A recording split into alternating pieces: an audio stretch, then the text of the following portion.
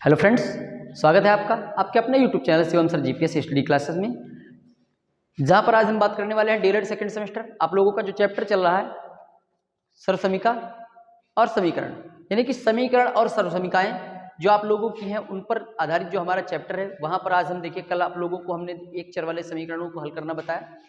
ठीक है, आज हम उसी में देखिए लिखा हुआ है दो चर वाले समीकरण को हल करेंगे और उनकी वैल्यू निकाल लेंगे। ठीक है, ध्यान से देखिएगा, यहाँ पर आप लोगों के सामने देखिए मैंने 8 क्वेश्चंस लिखे हुए हैं और मैं 8 क्वेश्चन, ये हर तरीके के क्वेश्चन यहाँ पर लिखे हुए हैं और मैं इन्हीं क्वेश्चंस के आधार पर आप लोगों को सिखाने का प्रयास करूंगा, समझाने का प्रयास करूंगा ताकि आप लोग बेहतर तरीके से समझ सकें और एक आध नंबर का, एक नंबर या दो नंबर में जो अगर कोई क्वेश्चन आप लोगों के सामने आ जाता है तो उसे आप आसानी से हल कर सकें। ठीक है, तो देखिए शुरू करते हैं आज की क्लास। सबसे पहला क्वेश्चन देखिए लिखा हुआ, ये देखिए इनको क्या कहते हैं, दो चर वाले रैखिक समीकरण। दो चर वाले नहीं, द्विघात समीकरण। क्या कहते हैं इनको? दो घात समीकरण। देखिए घात लगी हुई है, दो घात, दो चर वाले नहीं है, ये दो घात समीकरण है। तो दो घात समीकरण को कैसे हल करते हैं ये आप लोग ध्यान से देखिएगा। पहला क्वेश्चन लिखा है x square plus 11x plus 28। इस समीकरण को हल करना है और एक्स की जो पॉसिबल वैल्यू है निकालनी है। ठीक है, मैंने कल बताया था समीकरण वो होते हैं जो बैलेंस करते थे, कोई ऐसी वैल्यू रख दी जाए इसमें, इनको हल करने के बाद उसका मान 0 आ जाए, तो ये ऐसे मान लिए जाते हैं। ठीक है, अब देखिए यहाँ पर x square plus 11x plus 28।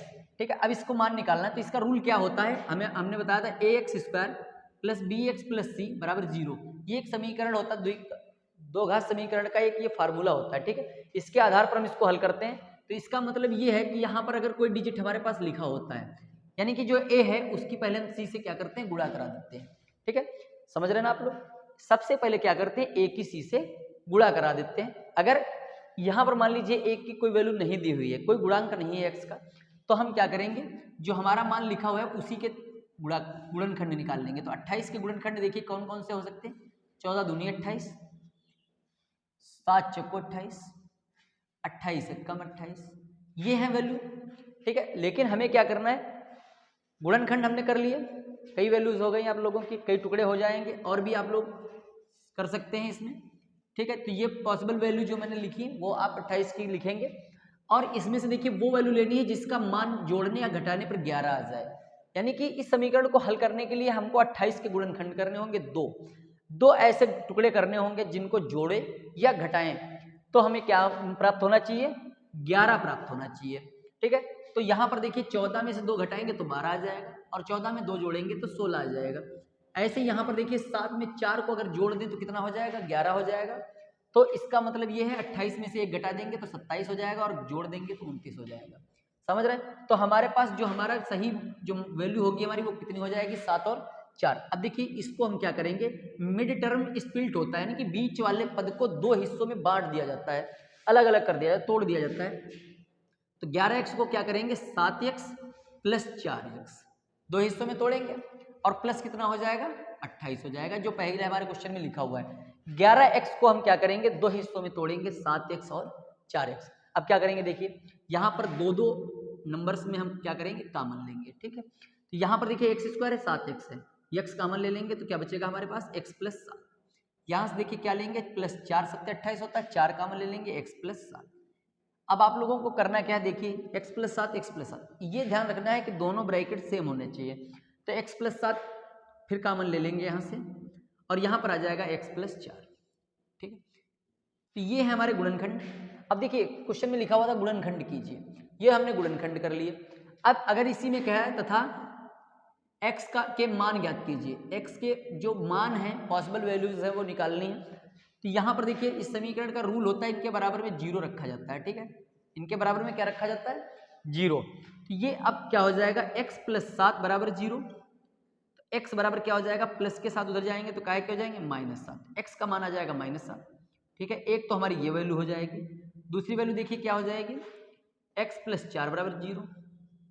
तो x बराबर प्लस के 4 उधर जाएंगे तो माइनस हो जाएंगे, तो x बराबर क्या हो जाएगा, -4 हो जाएगा। तो एक वैल्यू आप लोगों की x बराबर -7 हो जाएगी और x बराबर -4 हो जाएगी। ठीक है, तो उम्मीद है आप लोगों को जो क्वेश्चन मैंने बताया समझ में आ गया होगा। इस तरीके से आप लोगों के सामने देखिए यहाँ पर 8 क्वेश्चन मैंने बताया आप लोगों को लिखे हुए हैं और 8 क्वेश्चन बताए जाएंगे आप लोगों को, ये ध्यान से देखिएगा एक एक करके। ठीक है, अगला देखिए क्वेश्चन नंबर दूसरा क्या लिखा हुआ है, लिखा है एक्स स्क्वायर ठीक है, यहाँ से देखेंगे x square plus 13x plus 42, ठीक है, x square plus 13x plus 42 लिखा हुआ है। अब यहाँ पर देखिए x का गुणांक यहाँ पर भी नहीं है तो हमें क्या करना है, 42 के टुकड़े करने हैं। तो 42 के टुकड़े देखिए कौन से हो जाएंगे, 21 दूना 42,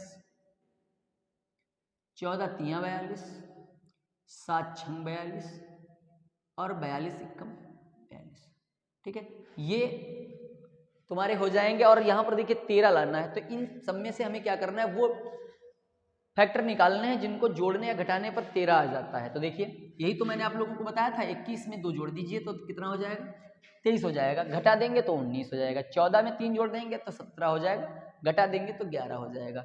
ऐसे ही 7 में 6 जोड़ देंगे तो 13 हो जाएगा, और 7 में से 6 घटा देंगे तो 1 बच जाएगा। तो हमें चाहिए 13, तो इसका मतलब क्या है, 7 और 6 को हम ले लेंगे, मिल गया हमें वो फैक्टर। तो ये हो जाएगा एक्स स्क्वायर प्लस, देखिए एक नियम ये कहता है कि जब भी हम गुणनखंड करते हैं, ठीक है, आप लोग ध्यान से समझिएगा, और मैंने कई बार बताया भी आप लोगों से कि जब भी आप पढ़ाई करने बैठते हैं, मैथ है, तो आप कॉपी पेन लेकर बैठें।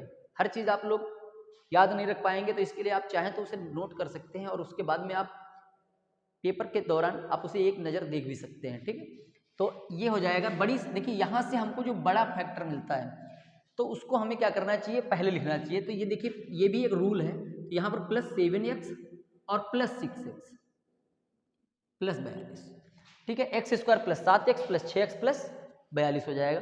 अब क्या करेंगे, इसमें देखिए x कॉमन ले लेंगे तो ये हो जाएगा x प्लस 7, ठीक है, और यहाँ से प्लस 6 कॉमन ले लेंगे तो बचेगा x प्लस 7, 6 सत्ते 42 हो जाएगा यहाँ पे। अब देखिए x प्लस 7 एक ब्रैकेट में और x प्लस 6 दूसरे ब्रैकेट में, ठीक है। अब यहाँ पर देखिए इनकी भी वैल्यू निकालनी पड़ेंगे, मान निकालने हैं हमको x के, ठीक है। तो x प्लस 7 बराबर यहाँ पे 0 हो जाएगा, तो x बराबर हो जाएगा -7। इस तरीके से x प्लस 6 बराबर 0 हो जाएगा, तो x बराबर हो जाएगा -6, ठीक है। ये देखिए मैंने अभी इसके बारे में बताया था, इसका फार्मूला क्या, ax square plus bx plus c बराबर 0। जब आप लोगों को वो गुणांक निकालने होते हैं, वो हल निकालने होते हैं, ठीक है, अगर सिर्फ गुणनखंड करने की बात करेगा तो यहाँ तक आप अगर हल कर देते हैं तो आप लोगों का बिल्कुल सही है, ठीक है। अगर गुणनखंड करने के लिए कहता है तो आप यहीं तक लगाइएगा, लेकिन अगर उसमें वैल्यू निकालने की बात होती है तो आप इतना हल करेंगे तभी आप लोगों का सही माना जाएगा, ठीक है। तो ये तो थी जब हमारे दोनों चिन्ह देखिए प्लस के लगे हुए थे। अब देखिए 2 माइनस के लगे हुए हैं। हर टाइप का मैंने बताया था आप लोगों को, हर टाइप का इसमें सवाल पूछा जाता है। X square minus 3x minus 28, ठीक है, x square minus 3x minus 28। अब हमें देखिए रूल वही अपनाना है, चिन्हों से कोई लेना देना नहीं है। 28 है तो 28 के गुणनखंड कर देंगे, 4 सत्ते 28, 14 दूनी 28 और 28 एकम 28। अभी मैंने इसके बारे में बात की थी। अब देखिए 7 4 11 हो जाएंगे, और 4 को यदि 7 में से घटा दिया जाए तो 3 आ जाएगा। इसका मतलब क्या है कि जो हमारे गुणनखंड होंगे वो ये 7 और 4 हो जाएंगे। तो यहाँ पर क्या लिखेंगे, एक्स स्क्वायर। अब देखिए मैंने अभी आप लोगों से बताया था कि जो फैक्टर निकालते हैं, जो गुणनखंड करते हैं, उनमें से जो बड़ा वाला नंबर होता है हमको वो चिन्ह लेना पड़ता है जो हमारे क्वेश्चन में दिया होता है, ठीक है। तो यहाँ से हम क्या करेंगे, -7x ले लेंगे। अब देखिए हमने बड़ा नंबर ले लिया, हमारे पास जो क्वेश्चन में नंबर है वो छोटा है, तो इसका मतलब हमें विपरीत चिन्ह का प्रयोग करना होगा, प्लस 4x और -28। ये चीज़ समझ रहे हैं आप लोग। देखिए जो अगर हमारे नंबर जो हमारा दिया हुआ है उससे नंबर बड़ा हो जाता है तो फिर हमें विपरीत चिन्ह का प्रयोग करना पड़ता है, ये चीज़ आप ध्यान रखेंगे। तो यहाँ पर x कॉमन ले लेंगे तो क्या हो जाएगा, x माइनस 7, ठीक है, और प्लस 4 यहाँ से कॉमन ले लेंगे तो हो जाएगा 4 सत्ते 28, x माइनस 7। तो एक ब्रैकेट में हो जाएगा x माइनस 7 और दूसरे ब्रैकेट में हो जाएगा x प्लस 4, ठीक है। x माइनस 7 हमने कॉमन ले रखा और x माइनस 4, x प्लस 4 जो है हमारा दूसरा फैक्टर निकल आएगा। अब इनकी वैल्यू की बात करेंगे तो x माइनस 7 बराबर 0 हो जाएगा, तो x बराबर हो जाएगा +4, ठीक है। x की वैल्यू 1 जो होगी वो प्लस की आ जाएगी, और x प्लस 4 बराबर जब 0 लेंगे, x बराबर +7, ठीक है, और x बराबर क्या हो जाएगा, यहाँ पे +4 है तो उधर जाएगा तो -4, ठीक है। तो ये पॉसिबल वैल्यू हो जाएंगी, x बराबर +7 और x बराबर -4। उम्मीद है आप लोगों को जो चीज़ मैं बता रहा हूँ वो समझ में आ रही होंगी बेहतर तरीके से। अब देखिए मैंने 3 क्वेश्चन बताए हैं, 8 क्वेश्चन आप लोगों के हैं, आप लोग ध्यान से और अच्छे ढंग से समझते जाइएगा। कहीं पर भी कोई दिक्कत होती है तो आप वीडियो को रोक करके फिर अपने आप कॉपी पे लिख करके समझ सकते हैं और अपना काम कर सकते हैं, ठीक है। आगे देखिए,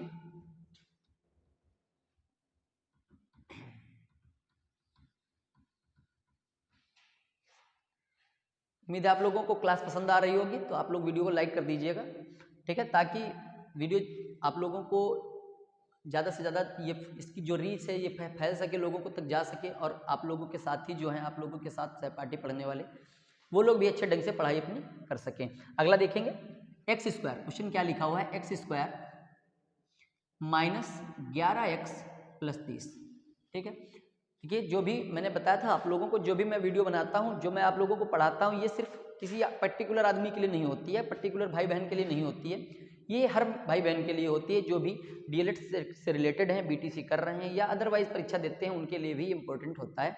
लेकिन ये खासकर डीएलएड सिलेबस से बनाए जाते वीडियो हैं, तो इसमें तो डीएलएड वालों के लिए तो बेटर होता ही है, ठीक है। तो देखिए x square plus minus 11x plus 30, तो अब हम क्या करेंगे, यहाँ पर देखिए 30 के फैक्टर करने हैं हमको और 11 लाना है, तो 15 दूनी 30, ठीक है, 6 पंचे 30 और 30 एक कम 30, 10 तियाँ 30, ठीक है। इतने सारे फैक्टर आप लोग देखने को मिलेंगे आप लोगों को, इसमें से वो लेना है जो जिसमें 11 आ जाए। तो देखिए यहाँ पर 15 में से 2 निकालेंगे तो 13 बचेगा, ठीक है, 15 में से 2 जोड़ेंगे तो 17 हो जाएगा, यहाँ पर देखिए 6 में 5 जोड़ेंगे तो 11 हो जाएगा और घटाएंगे तो 1 बचेगा, 30 में से 1 घटाएंगे तो 29 और जोड़ेंगे तो 31, 13 हो जाएगा और घटाएंगे तो 7।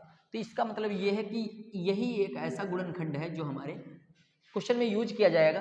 अब देखिए एक्स स्क्वायर माइनस 11x लेना है, माइनस यहाँ से लेंगे हम 6x।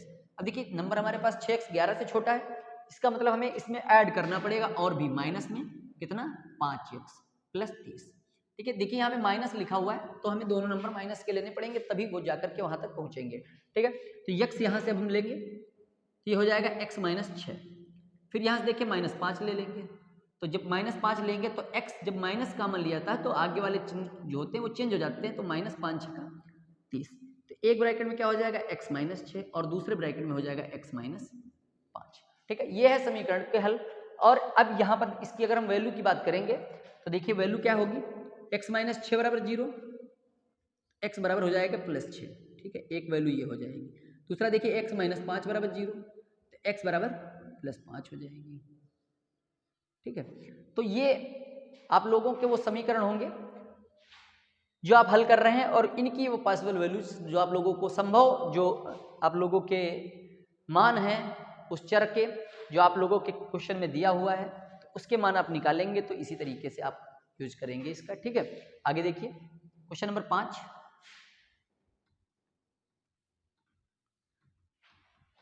देखिए मैथ एक ऐसा सब्जेक्ट है, आप सीरियसली उसको पढ़ लीजिए, ज़्यादा पढ़ने की जरूरत नहीं, सीरियसली आप थोड़ा सा भी पढ़ लीजिए, तब भी आप जो चीज़ हासिल करना चाहते हैं वो आपको आसानी से मिल जाएगी, आप उसे क्रैक कर सकते हैं, क्वालिफाई कर सकते हैं हर उस एग्जाम को जिसके लिए आप अप्लाई करेंगे। अगला देखेंगे पांचवा है ए स्क्वायर, देखिए चर का मान बदल गया, एक्स की जगह पर ए स्क्वायर हो गया, लेकिन कोई दिक्कत नहीं, ए स्क्वायर माइनस ए माइनस 12, ठीक है, ए स्क्वायर माइनस ए माइनस 12, ये आप लोगों का क्वेश्चन दिया हुआ है। तो यहाँ पर क्या करेंगे, ए स्क्वायर माइनस ए माइनस 12 दिया हुआ है, ठीक है, ए स्क्वायर माइनस ए माइनस 12 दिया है। अब यहाँ पर देखिए, यहाँ पर हमारे पास कोई भी डिजिट नहीं है, 12 के हमको गुणनखंड करने पड़ेंगे, 4 तियां 12, 6 दूनी 12 और 12 एकम 12, ये हमारे गुणनखंड हो गए। अब गुणनखंड करने के बाद हमें वो नंबर लेना है जिसमें हमें एक मिल जाए, यानी कि जोड़ने के बाद या घटाने के बाद हमें कितना मिल जाए, एक मिल जाए, समझ रहे ना बात को, क्योंकि यहाँ पर देखिए कोई वैल्यू नहीं दी, जब कोई मान नहीं दिया होता तो हम उसको वहां पर क्या कितना मानते हैं, एक मानते हैं, तो यहाँ पर भी हम एक मानेंगे। तो अब देखिए 4 में 3 जोड़ देंगे तो 7 हो जाएगा और 4 में से 3 घटा देंगे तो 1 बचेगा, समझ रहे हैं। 6 में से 2 घटा देंगे तो 4, जोड़ देंगे तो 8, 12 में 1 जोड़ेंगे तो 13 हो जाएगा और घटाएंगे तो 11 हो जाएगा। इसका मतलब जो संभव मान है वो कौन कौन से हो जाएंगे, 4 और 3 हो जाएंगे। देखिए ए स्क्वायर, यहाँ पर माइनस का चिन्ह लगा हुआ है, तो माइनस का हमने बताया था बड़ा नंबर लेना पड़ता है, 4 है। अब देखिए यहाँ ज़्यादा हो गया, यहाँ पे कम है, तो विपरीत चिन्ह का प्रयोग करेंगे, प्लस 3 है और माइनस 12, ए स्क्वायर माइनस 4 है प्लस 3 है माइनस 12, ठीक है ना। अब देखिए दो दो में कॉमन हमको लेना पड़ेगा, तो यहाँ पर ए कॉमन ले लेंगे तो क्या बचेगा, ए माइनस 4, और यहाँ पर देखिए प्लस 3 कॉमन ले लेंगे तो ए माइनस 3 × 12, ए माइनस 4 ए माइनस 4 दोनों में आ जाएगा, तो ए माइनस 4 हमारा एक तरफ हो जाएगा और ए प्लस 3 जो हमारा बच गया वो दूसरी तरफ हो जाएगा, ठीक है। ये तो थी गुणनखंड की बात। हर क्वेश्चन में आप लोगों को मैं बता रहा हूँ किस तरीके से आप लोगों को हल करना है, क्या करना है क्या नहीं करना है। तो अब देखिए ए माइनस 4 बराबर 0, तो a बराबर हो जाएगा +4, ठीक है। और दूसरा a + 3 बराबर 0, तो a बराबर हो जाएगा -3, ठीक है। a की एक वैल्यू -3 हो जाएगी और एक वैल्यू कितनी हो जाएगी, +4 हो जाएगी, ठीक है। उम्मीद है आप लोगों को बेहतर तरीके से समझ में आ रहा होगा। देखिए जितना मुझे लगता है कि किस तरीके से हमें पढ़ाना है, किस तरीके से आप लोगों को समझाना है कि बेहतर तरीके से समझ में आ जाए। मैंने पहले बताया डीएलएड सेकंड सेमेस्टर इतना बड़ा कोई टारगेट नहीं है कि आप उसे ना कर पाएं, ठीक है। लेकिन आप उसे डीपली जितना भी पढ़ना है आप डीपली पढ़िए, डीपली आप पढ़ेंगे, उसको समझेंगे अच्छे से, तो आप उसे आसानी से कर पाएंगे। और परीक्षा के दौरान आपको ये नहीं किसी से कहना पड़ेगा यार थोड़ी मदद कर देना, दिखा देना, या ऐसी बातें आप लोगों को नहीं करनी पड़ेंगी, ठीक है। आगे देखिए,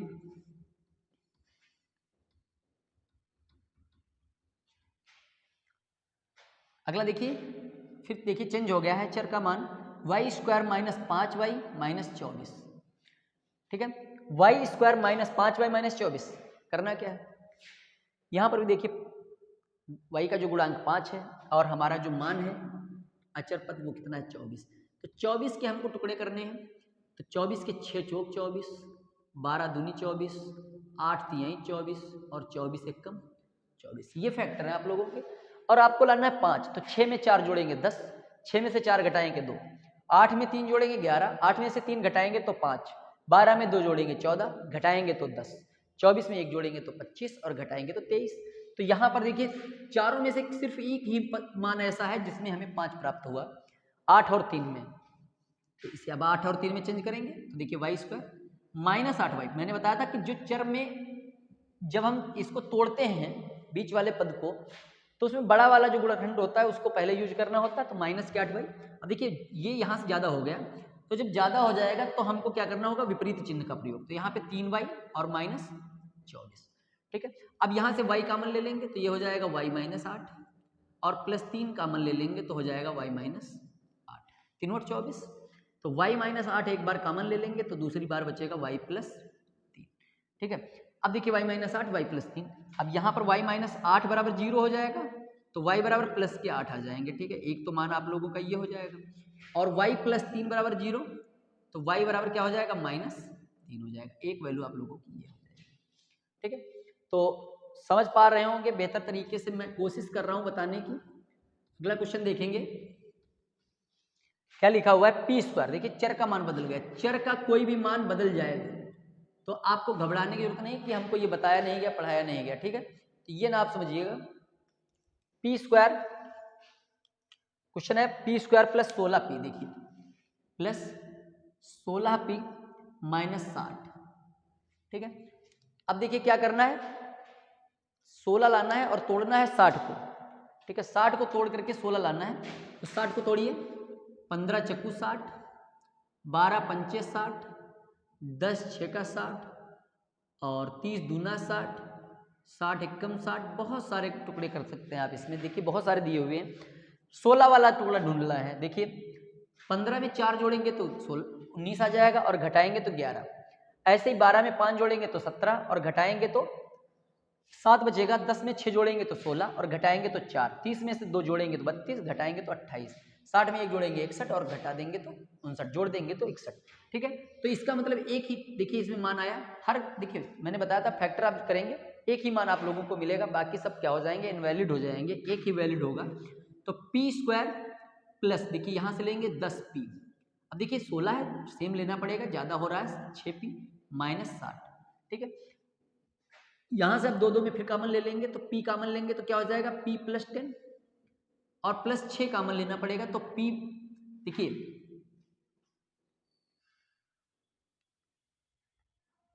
थोड़ा सा कंफ्यूजन, 16p + 63, देखिए यहाँ पे थोड़ी मिस्टेक हो गई, ये 63 होगा, यहाँ पे फैक्टर चेंज करने पड़ेंगे।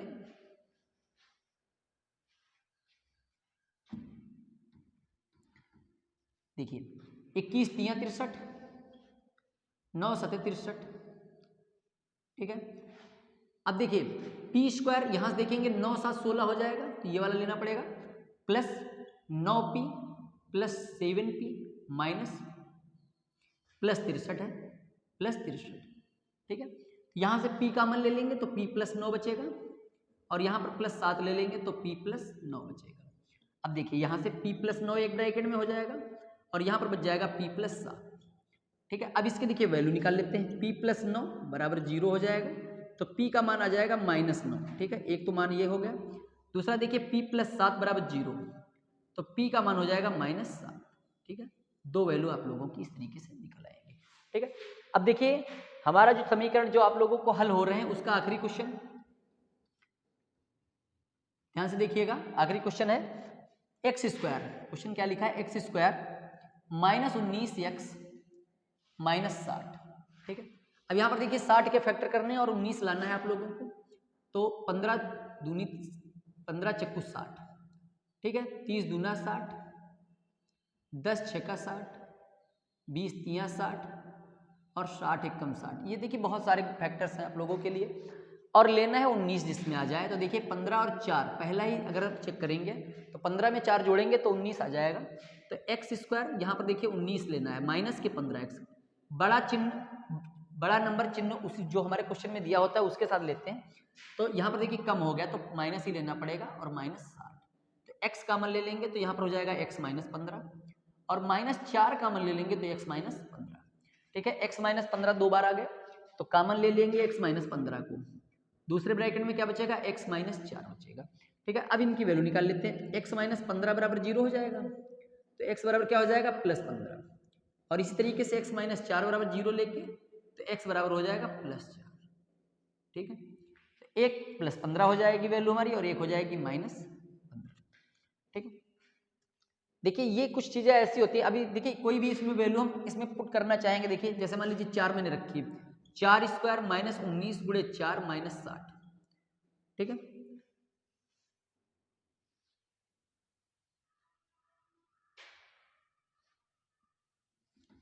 अब देखिए यहाँ तक आप लोगों के समझ में आ गया। अब जो चीज़ें मैंने आप लोगों को बताई, उम्मीद है बेहतर तरीके से समझ में आ गई होंगी, अच्छे ढंग से समझ में आ गई होंगी। कोई भी दिक्कत होती है आप वीडियो को फिर से दोबारा चला करके देख सकते हैं, समझ सकते हैं और अपने क्वेश्चंस को हल कर सकते हैं। ठीक है, तो ये जो हमारी सर्वसमीकरण और समीकरण से रिलेटेड क्वेश्चन चैप्टर था, उसमें मैंने देखिए कुछ कल पिछले अपने वीडियो में भी कुछ चीज़ें आप लोगों को बताई थी। कुछ समीकरणों को हल करना बताया था, जिसमें एक चर वाले एक घात वाले समीकरणों को हल करना बताया गया और ये दो घात वाले समीकरणों को हल करना बताया गया। अगले वीडियो में हम बात करेंगे सर्वसमीकरणों के बारे में, तो हमारे साथ आप लोग बने रहिएगा और देखते रहिएगा Shivam sir GPSC study classes, जहां पर आप लोगों के बेहतर भविष्य और आप लोगों को डीएलएड क्रॉस करने के लिए, आप लोगों को डीएलएड में अच्छे नंबर पाने के लिए बेहतर तरीके से तैयारी करवाई जाती है। तो आज की वीडियो में इतना सा ही।